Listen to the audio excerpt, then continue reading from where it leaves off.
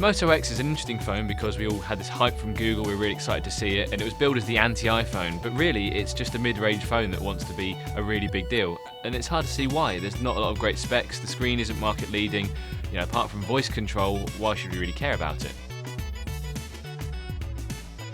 I think it's really interesting that the Moto X is launched with Android 4.2.2 rather than Android 4.3, which is the latest version. I think the whole phone feels like it's fallen a little bit short. It's meant to be a flagship, it doesn't feel like a flagship. It feels like a phone that would have been wonderful about sort of 6 to 8 months ago, but right now it doesn't feel that cutting edge. And as a UK consumer, it's not even coming over here, so inevitably I'm a little bit disappointed.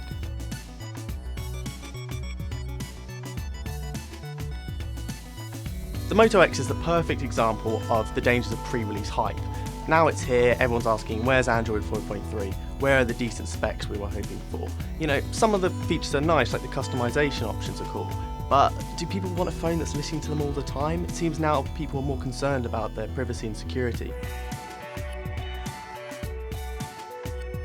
It doesn't seem the Moto X is coming to the UK anytime soon, so we've only got US pricing to go on, but it is very much tiered against the Galaxy S4, the HTC One, so very high-end phones that it can't really match for specs. You've got cool things like a wooden back and customization and all that kind of thing, but really, in terms of who it's designed to compete against, you've got the HTC One Mini, you've got very mid-range phones, and it's priced a little bit higher than them when it comes to specs, so it's an interesting choice.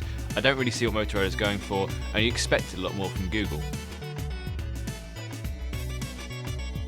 There's obviously been quite a bit of backlash on the Moto X already, but if you take some of the bad points to the side for a second and look at the kind of context-aware system of the phone, the fact it is always listening and, aware of what you're doing, it feels like this is the right direction that smartphones should be going down. So maybe it's a good first step, but the Moto X as a handset isn't the kind of phone that people are going to go for right now. The Moto X tells us a lot about Google's strategy. It's very much saying that our Nexus to the line of devices is very exciting, very top end, very cheap. That's what we're going to keep doing. We're going to improve Motorola on the design front, but not really on the specs. We're going to keep it going sort of as a sideline for experimentation, possibly, things like voice control, so it doesn't really annoy Samsung or HTC and worry about them getting off Android. So Nexus line is always going to be there, and it's going to keep being kind of the forefront of innovation. But Motorola isn't going to die, it's just going to be more of a design-led, kind of hipster brand as it seems at the moment. So Google is very much keeping its hand in two camps.